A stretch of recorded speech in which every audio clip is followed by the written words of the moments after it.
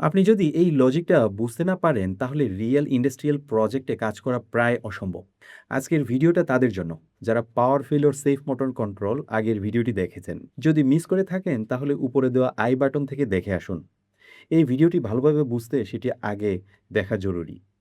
আজ আমরা একটা রিয়েল ইন্ডাস্ট্রিয়াল লেভেলের সমস্যা নিয়ে কাজ করব।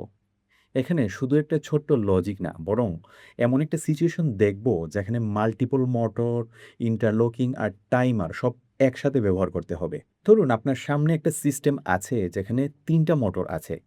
মোটরগুলো যথাক্রমে M1, M2 এবং M3। এখন শর্ত হলো কোনোভাবেই একসাথে একাধিক মোটর চলতে পারবে না। আর মোটরগুলো চলবে একটা নির্দিষ্ট সিকোয়েন্স মেনে, একটার পর একটা। আপনি স্টার্ট বাটন চাপলেন, তখন প্রথমে কি হবে? M1 মোটর চালু হবে। M1 কিছু সময় চলবে, ধরুন ৫ সেকেন্ড।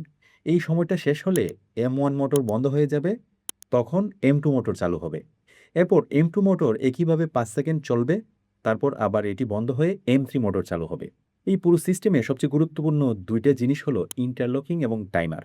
ইন্টারলকিং না থাকলে কি সমস্যা হবে? খুব সহজ। একাধিক মোটর একসাথে চালু হয়ে যেতে পারে। বাস্তবে এটা শুধুমাত্র ভুল না, অনেক সময় ডেঞ্জারাস হয়ে যায়। তাই আমাদের নিশ্চিত করতে হবে একসময় শুধুমাত্র একটা মোটরই যেন চলে। এটা করার জন্য আমরা প্রতিটা মোটরের লজিকে অন্য মোটরগুলোর নরমালি ক্লোজড কন্ট্যাক্ট ব্যবহার করব। এর ফলে কি হবে? যখন একটা মোটর চালু থাকবে, তখন অন্য মোটরগুলো স্বয়ংক্রিয়ভাবে ব্লক হয়ে যাবে। এবার আসি টাইমারের কথায়। M1 মোটর চালু হওয়ার সাথে, সাথে আমরা একটা টাইমার চালু করব। ধরুন T1 টাইমার। যখন T1 টাইমারের সময় শেষ হবে, তখন M1 মোটর বন্ধ হয়ে যাবে এবং M2 মোটর চালু হবে। এরপর M2 মোটরের জন্য আরেকটা টাইমার T2 ব্যবহার করব।